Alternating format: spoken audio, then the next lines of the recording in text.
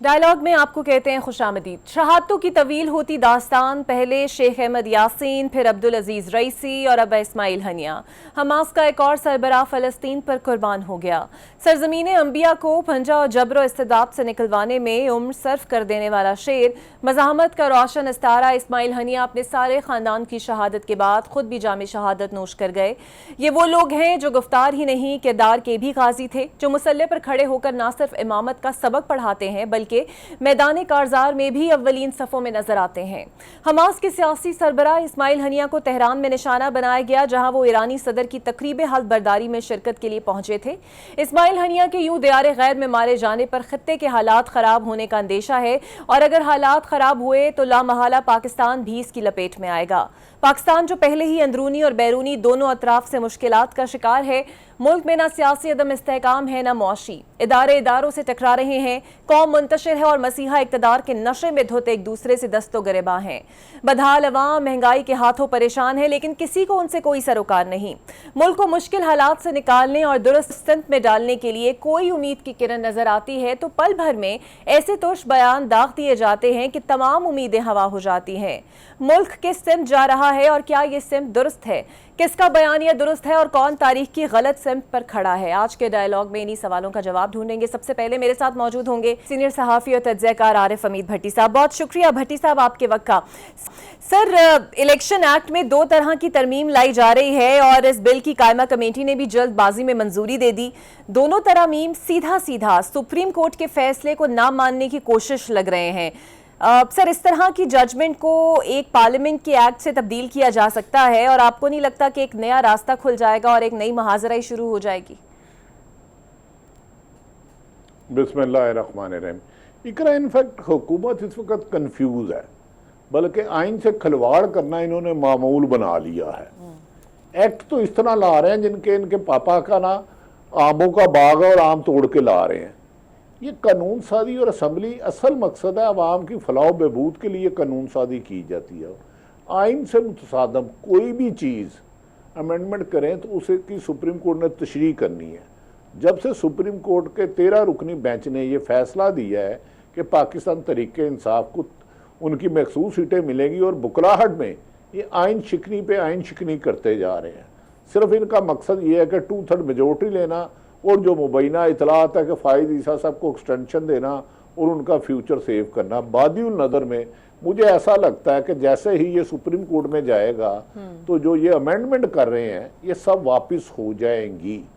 कानून साजी आइन से मुतसादम नहीं हो सकती, लेकिन किसी भी कानून साजी की तशरीह सिर्फ और सिर्फ सुप्रीम कोर्ट का ही इख्तियार है।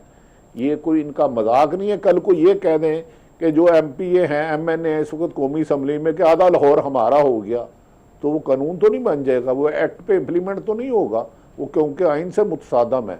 तो ये सिर्फ इमरान खान के जैसे ही इस्टेब्लिशमेंट से राबतों की खबरें आ रही हैं, ये बुखला चुके हैं। नवाज शरीफ साहब ने मेरी इतला के मुताबिक बहुत कोशिश की बाहर जाने की, उन्हें इजाज़त नहीं मिली। और बादिउल नज़र में इन्हें ऐसा लग रहा है कि अगर तरीके इंसाफ ज़मानत पर बाहर आ जाते हैं तो इनकी सियासत टाइम फिश यानी कि सियासी तदफीन के लिए ये मेरा ख्याल है कोई रस्में कर रहे हैं। तो भट्टी साहब, बानिए तहरीके इंसाफ समेत पूरी की पूरी तहरीके इंसाफ का जो बयानिया बदला है, जो मंजरनामा बदला है, शोला बयानी की जगह मुस्बत बयानी ने ले रही है, आपको लगता है कि सीधा मुज़ाकरात की बातें ये तब्दीलियों की कोई वजह समझ आ रही है? यहाँ पर तहरीके इंसाफ को समझ आ गया है कि इसके अलावा कोई चारा नहीं है? नहीं, मेरे ख्याल में अभी मुज़ाकरत होंगे नहीं। ये तुर्ब के पत्ते इस्टेब्लिशमेंट भी खेल रही है, नून लीग के हाथ पांव फूल गए हैं। उनकी 2.25 साल से एक ही कोशिश है कि तरीके इंसाफ और इस्टेब्लिशमेंट में लड़ाई को बढ़ाया जाए। आपको याद होगा गालबन जब आप छोटी थी तो मैं आपको एज ए एंकर देखता था, मैं इम्प्रेस था, तो इसी वजह से मैं मीडिया में आया।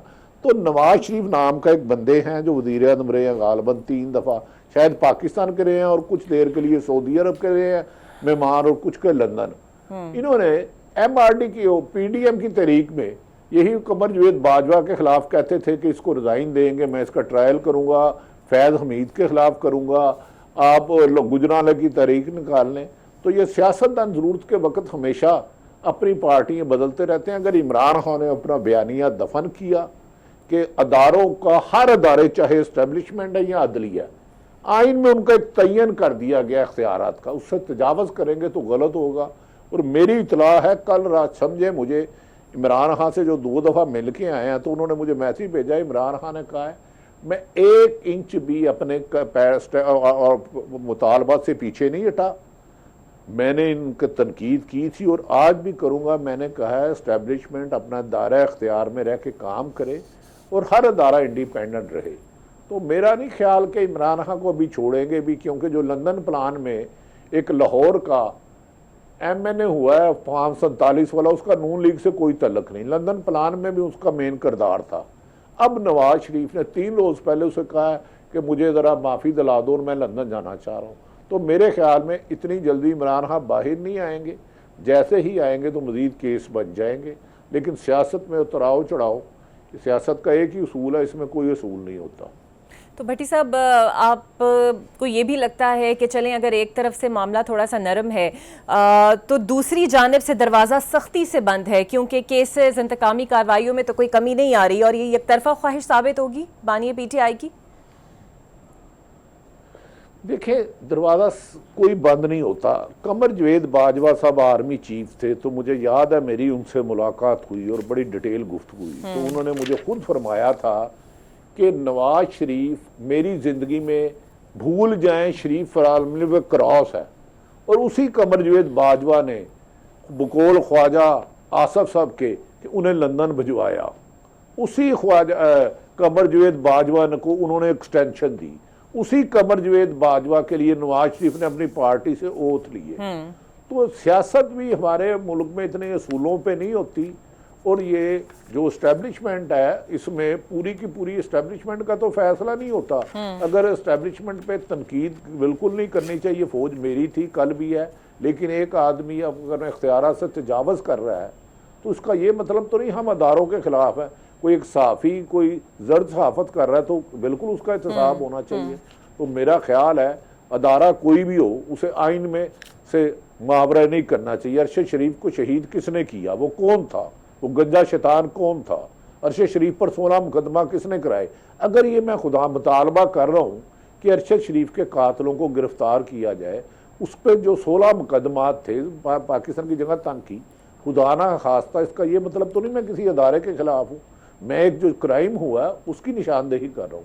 तो मेरा ख्याल है इमरान खान अगर अपने मौक़िफ़ से हटेंगे तो उनका भी हाल फिर नून लीग जैसा ही होगा कि 2008 फरवरी को जो नून लीग को वोटर चिराग लेके नहीं मिल रहे थे।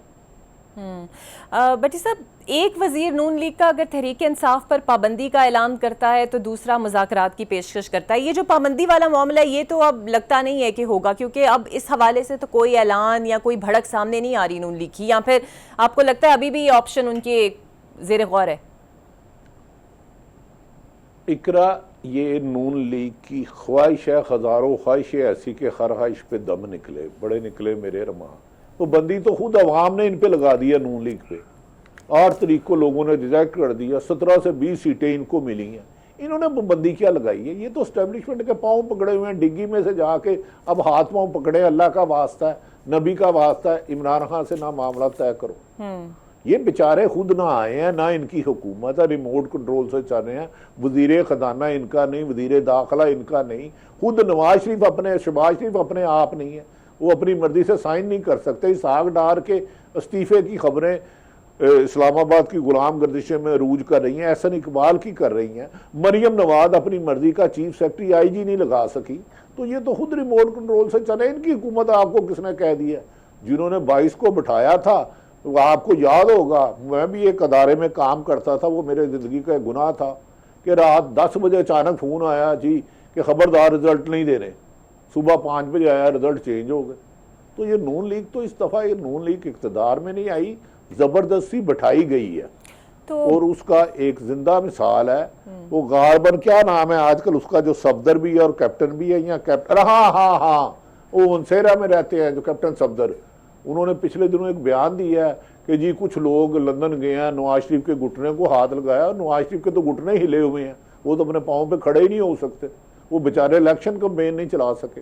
तो नून लीग की हुकूमत नहीं है। नून लीग को जिसकी बैसाखी है वो आपके इलम में भी है, मेरे इलम में भी है। और 24 करोड़ आवाम के इलम में भी है। तो भट्टी साहब, जो तब्दीली की बातें हो रही हैं कि अक्टूबर और नवंबर का महीना बड़ा अहम है और हुकूमत ज़्यादा देर चल नहीं सकती, आपको भी कुछ ऐसा ही नज़र आ रहा है मुस्तकबिल में?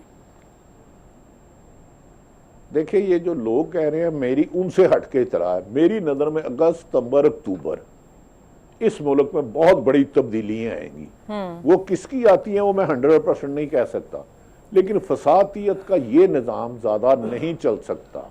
ये मैं आपको अपनी खबर दे रहा हूँ। ये जो आजकल सीना गदट है, ये जो आजकल इन्होंने बच्चे जमूरे पकड़े हुए हैं ना, नून लीग ने टीवी पे इसको बिठा दो, इसको उठा लो, ये खबर चला लो, ये चला लो, ये वो नहीं है।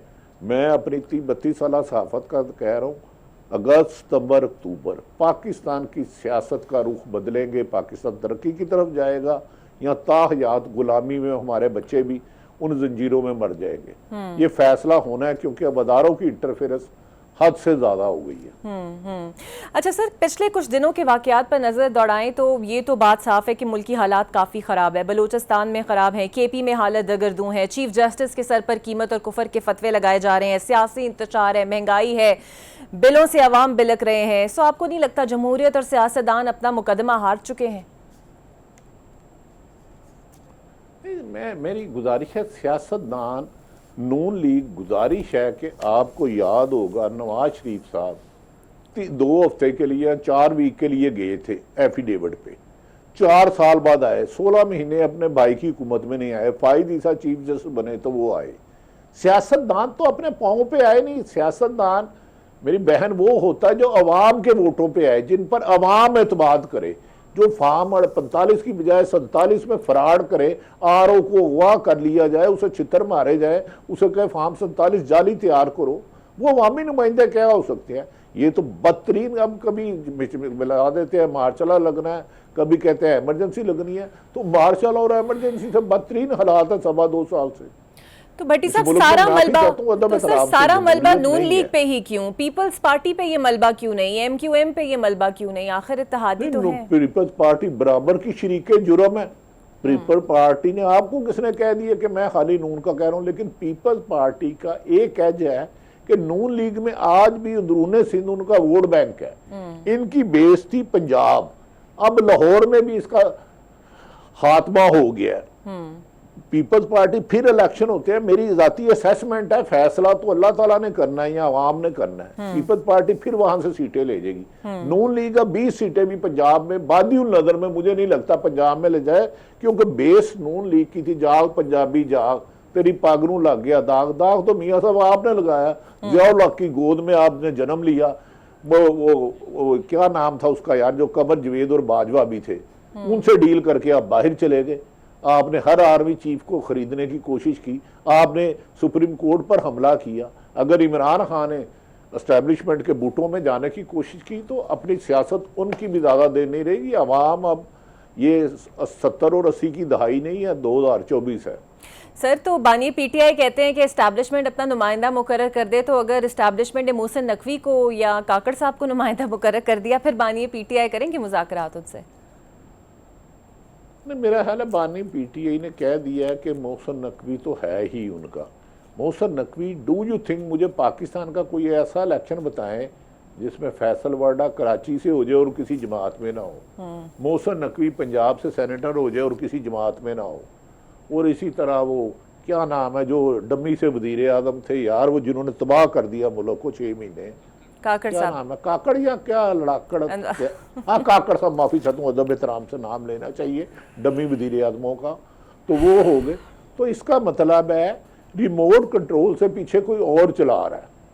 ये सियासतदानों ने अपना कद काट खुद कम किया है कि अवाम पर बेस करने की बजाय अदारों पर। अब पुलिस को खुद इमरान खान ने कहा कि मरियम नवाज ने IG उस्मान क्या है डॉक्टर, ये आपको शायद हिस्ट्री का नहीं पता, ये वही उस्मान डॉक्टर है गालबन, वो अल्लाह जन्नत नसीब करे, कुलसूम नवाज साहब को उसको गिरफ्तार करने भी ये जाते थे।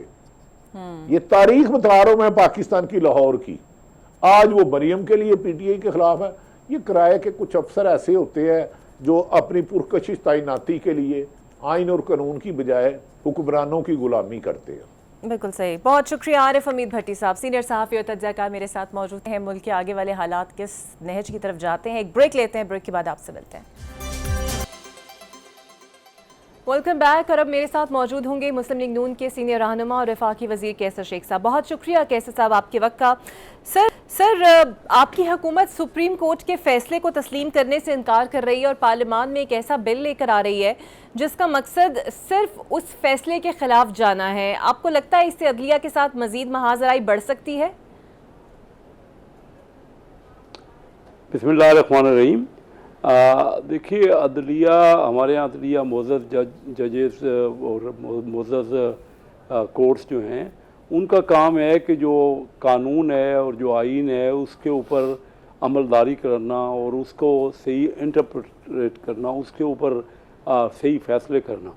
कानून बनाना जो है वो हमारा जो मुकन्नना का काम है, यानी पार्लियामेंट का काम है, और उस पर थ्रेडबेयर वहाँ डिस्कस होता है।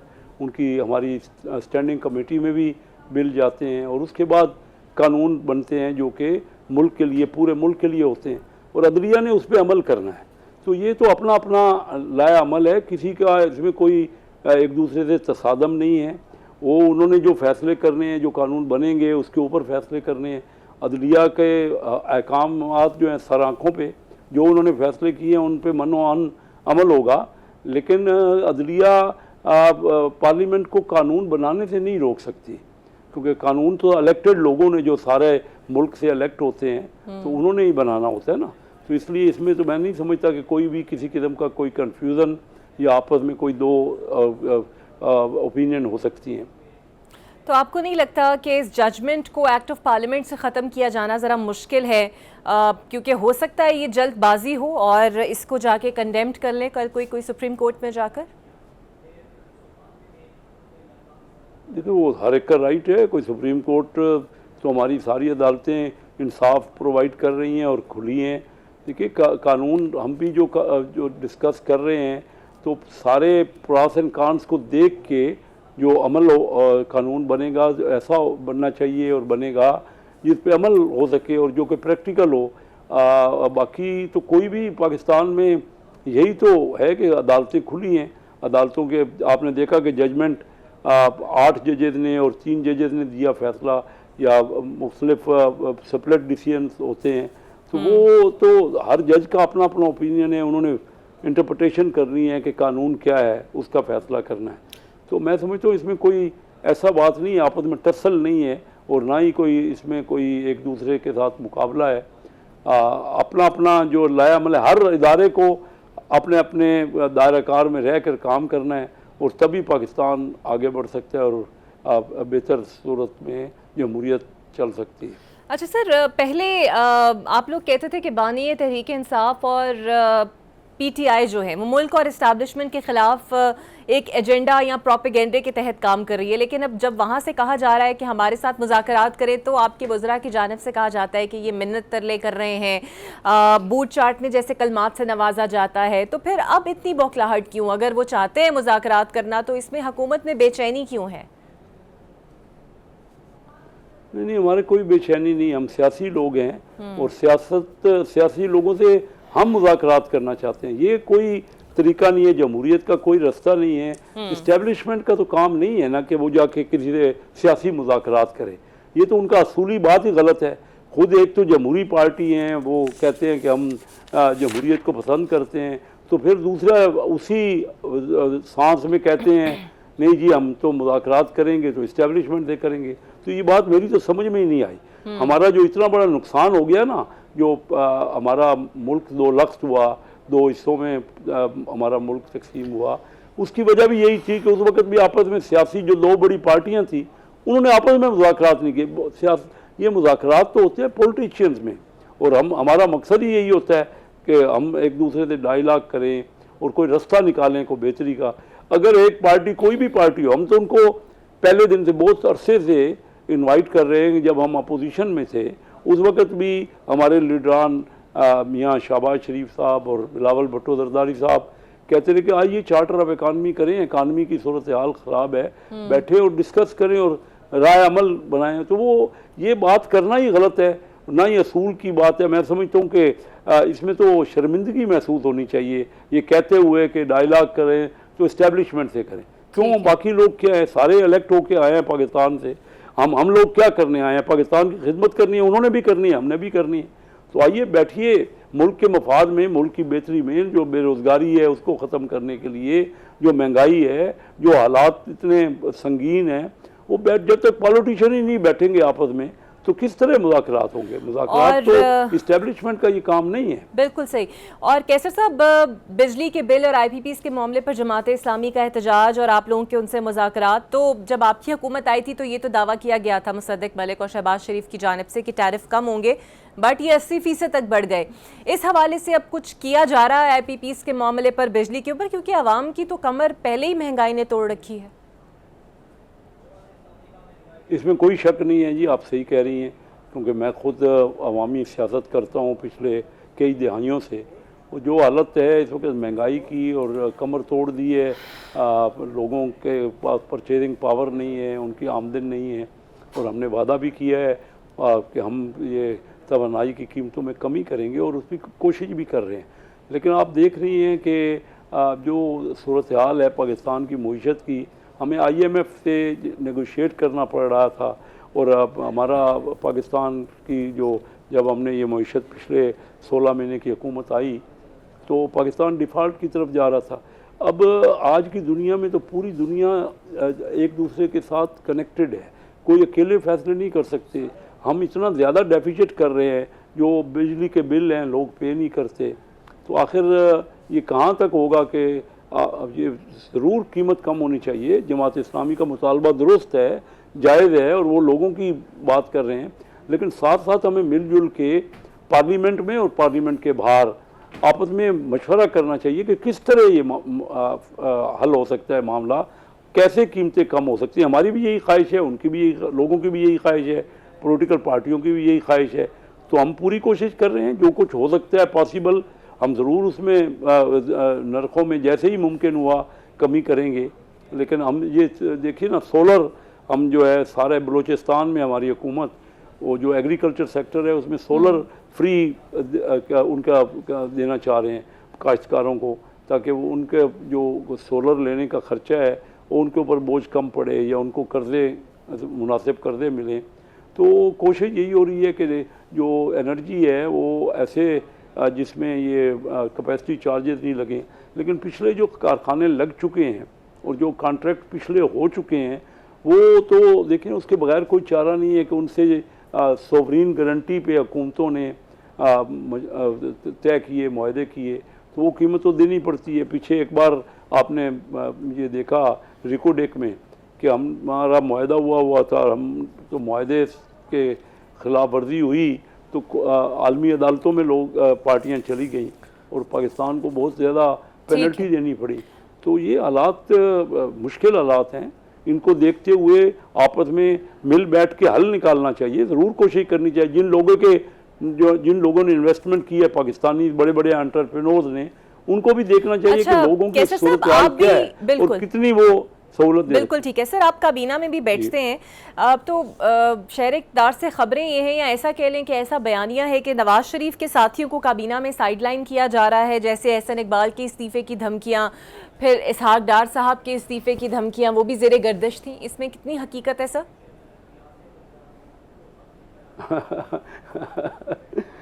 मैं हूँ कोई पिछले जो है ना 31 साल से मैं पाकिस्तान मुस्लिम लीग से वाबस्ता हूँ। मुझे आज तक नहीं पता चला कि मियाँ शहबाज शरीफ साहब का ग्रुप कौन सा है और मियाँ नवाज शरीफ साहब का ग्रुप कौन सा है, मुझे तो नहीं पता लगा। आप मुझे बता रही हैं कि वो ये सारे मिनिस्टर सब के हैं, हम काबीना में बैठते हैं, कोई हमें इख्तलाफ नज़र नहीं आता। टोटल ये र्यूमर्स हैं पिछले कितने दहाइयों से कि दो भाइयों में आपस में इख्तलाफ है, ऐसी कोई बात नहीं है। दोनों का ग्रुप है, मुश्तरका तौर पे फैसले करते हैं। मियाँ नवाज शरीफ साहब हमारे लीडर हैं और उन्हीं का जो विजन है वही अडॉप्ट होता है, हम सब उनको फॉलो करते हैं। तो ये बात तो सिर्फ मीडिया नहीं सर को ऐसा कोई नहीं, कोई इस्तीफा दे रहा है, ये कोई ऐसी बात नहीं है, मेरे नॉलेज में एटलीस्ट नहीं है। बिल्कुल सही, बहुत शुक्रिया कैसर साहब, आपका वफाकी वज़ीर मौजूद थे और हुकूमत का स्टैंड हमारे सामने रख रहे थे। एक ब्रेक लेते हैं, ब्रेक के बाद आपसे मिलते हैं। Welcome back. और अब मेरे साथ मौजूद होंगे तहरीक इंसाफ के रहनुमा शुएब शाहीन साहब। बहुत शुक्रिया शुएब साहब आपके वक्त का।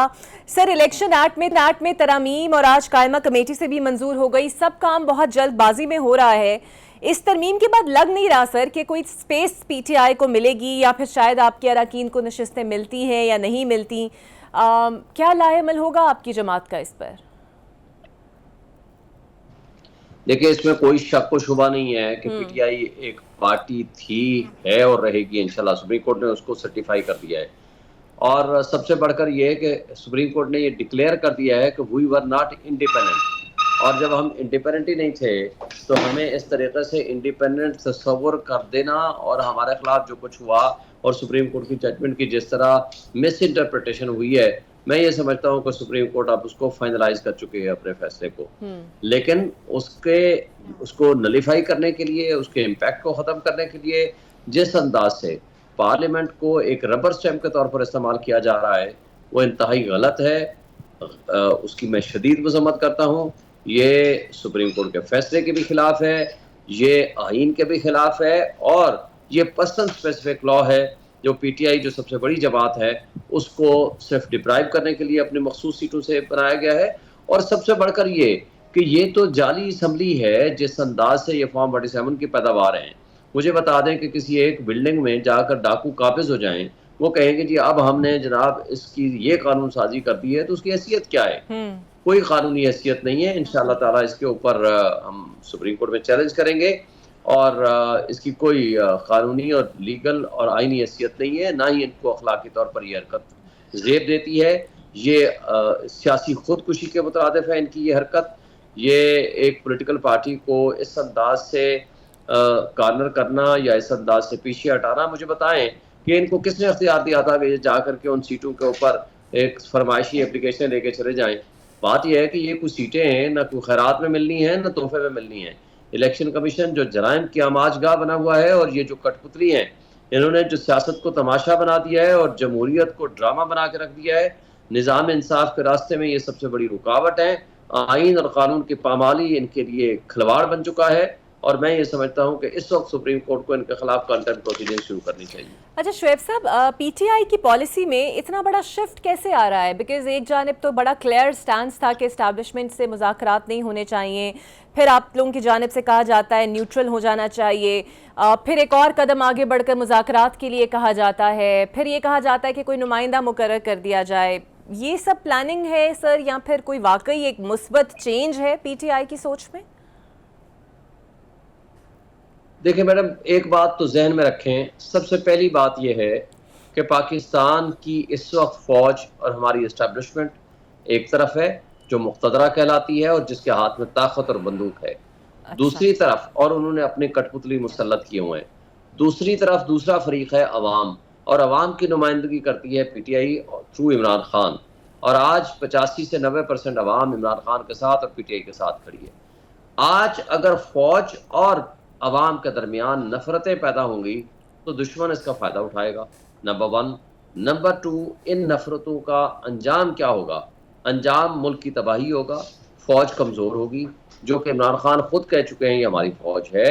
और हम ये समझते हैं कि इमरान खान से भी ज़्यादा इम्पोर्टेंस इस फ़ौज की है ताकि मुल्क की नज़रियाती सरहदों की हिफाजत की जा सके।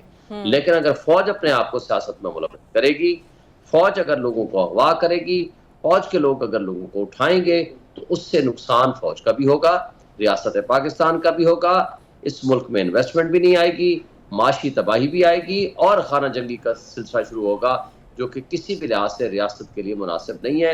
क्योंकि इस वक्त पाकिस्तान के फेडरेशन की वाहिद अलामत अगर कोई है तो इमरान खान साहब हैं। उन्होंने एक गुडविल जेस्चर के तौर पर एक बेहतरीन पैगाम दिया है हमारे मुल्क की एस्टैब्लिशमेंट को, और आज ये मुल्क उनका भी है, हमारा भी है, ये 25 करोड़ आवाम का है। आइन की कानून की पासदारी करें, मुल्क में निज़ाम इंसाफ को चलने दें, मुल्क में जमहूरी इदारों को अपना काम करने दें, जमहूरियत के मुताबिक, यानी जमहूर का जो फैसला है 180 से ज़ायद सीटें हम जीते हुए हैं, जिनको मैंडेट मिला है उनको काम करने का मौका दिया जाए ताकि मुल्क तरक्की करे, 25 करोड़ आवाम तरक्की करें, उनके मसाइल हल हों। क्योंकि आज देख लें, आपकी आधी आबादी सतह गुर्बत की लकीर से नीचे चली गई है और वर्ल्ड बैंक की रिपोर्ट ये कहती है कि हर साल यानी अगले साल भी 1.5 करोड़ अफराद मजीद सतह गुर्बत की लकीर से नीचे चले जाएंगे। अगर ये तसलसल जारी रहता है तो ये खाना जंगी पे इख्तिताम होगा। ये मुल्क के लिए बहुत नुकसानदेह होगा। मैं समझता हूँ तो शुएब कि साहब, इमरान खान एक विजनरी लीडर है। बिल्कुल ठीक है। तो सर, अगर जी जी। इस दूसरी साइड से जब आप बानी पीटीआई कहते हैं कि कोई नुमाइंदा इस्टेब्लिशमेंट मुकर्रर कर दे, तो अगर मोहसिन नकवी साहब नुमाइंदा मुकर्रर हो जाते हैं या अनवारुल हक काकड़ साहब हो जाते हैं, फिर हो सकता है आपको उस नुमाइंदे पे भी एतराज हो, फिर मुज़ाकरात करेंगे? देखिए, पहली बात यह है कि मोहसिन नकवी का तो जवाब दे चुके हैं इमरान खान साहब। वो हमारे बच्चों का कातिल है। उसने आईजी पंजाब के साथ मिलकर जिले शाह समेत कई लोगों का कत्ल किया हुआ है। उनके खून कत्ल से रंगे हुए हैं। लिहाजा उसको तो किसी सूरत इमरान खान साहब ने कहा है हमने कबूल नहीं करना। लेकिन उसके अलावा जो भी कोई बात होगी, जब कोई प्रपोजल आएगी तो उस वक्त हम कंसीडर करेंगे। लेकिन being a head of the A largest political party और आवाम के हकीकी नुमाइंदे के तौर पर इमरान खान ने जो एक गुडविल मैसेज जेस्चर दिया है और मैसेज दिया है, मैं समझता हूं कि अगर जो ऑल कंसर्न्ड और स्टेक होल्डर्स हैं उनको इसको पॉजिटिव लेना चाहिए। और अदरवाइज जो नुकसान मुल्क का हो चुका है इन 2-2.5 सालों में और जिस रफ्तार से जारी है, ये इर्रेपरेबल लॉस होगा। इसको पूरा तो करना शेख भी साहब, शायद कल मुश्किल ये जो गुड रहेगा, जेस्चर है, बल्कि नामुमकिन ये हो जो जाएगा। गुड जेस्चर है पीटीआई का और बानी पीटीआई का, ये फिर सियासी जमातों के लिए भी होना चाहिए, बिकॉज चाहे वो फार्म 47 की पैदावार हो या कुछ नहीं, लेकिन फिलहाल स्टेक होल्डर्स तो वो भी हैं पावर के अंदर। सियासी जमातों से आप लोग बात करना नहीं चाहते? मैं आपको एक बात बता दूं। पहली बात तो ये है कि जब इन्होंने कहा कि हमसे बात करो, पिछले 3-4 महीनों से हमारे पीछे पड़े हुए थे, हमने क्या कहा था? हमने कहा चकज़ई साहब के जरिए आप बात कर लें, कोई प्रपोजल है ले आएं। दूसरी दफ़ा उन्होंने कहा जी हम एपीसी बुला रहे हैं, इमरान खान साहब समेत पीटीआई ने कहा जी ज़रूर हम शिरकत करेंगे। लेकिन 12 जुलाई को सुप्रीम कोर्ट का फैसला आता है और 3 दिन के अंदर वो अता तारड़ साहब आते हैं और आ करके जो प्रेस कॉन्फ्रेंस करते हैं, वो कहते हैं हुकूमत का फैसला है कि हमने पीटीआई पर पाबंदी लगानी है और आर्टिकल 6 लगाना है। और दूसरा, हमारी तमाम इत्तेहादियों से बात हो चुकी है। अगले ही दिन deputy prime minister Khawaja Asif वो सब कहते हैं हमें तो पता ही नहीं। दूसरी बात, हुकूमत का फैसला होता है थ्रू कैबिनेट डिसीजन और कैबिनेट की आज तक इस मौजू पे मीटिंग ही नहीं हुई। और तीसरी बात, आप बताएं कि तमाम स्टेक होल्डर्स या तमाम जो दीगर पॉलिटिकल पार्टीज या इत्तेहादी थे, उन्होंने कहा जी हमें तो पूछा ही नहीं, हमसे मशवरा नहीं किया गया। मैं उनसे सवाल करता हूं कि ये फिर किसके कहने पे प्रेस कॉन्फ्रेंस हुई? हालात खराब करने की वजह और बुनियाद कौन बने? पहली बात तो यह है कि ये झूठे लोग हैं।